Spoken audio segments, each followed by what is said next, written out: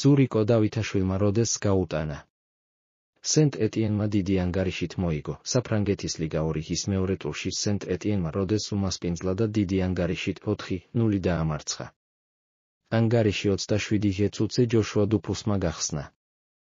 47 წუთზე კი სხვაობა 2-მდე მაჰმუდ იაბერმა გაზარდა. 56 წუთზე თავი ირვინ კარდონამაც გამოიჩინა. 79 წუთზე ახალ სეზონში პირველი გოლი გაიტანა ზურიკო დავითაშვილმა. საქართველოს ნაკრების შემტევი კარგი კომბინაციის შემდეგ მეკარესთან პირისპირ აღმოჩნდა და გატანის შანსი ხელიდან აღარ გაუშვა. ვიდეო ზურიკომ მოედანზე 82 წუთი დაჰყო და 8 მარტი შეფასება დაიმსახურა.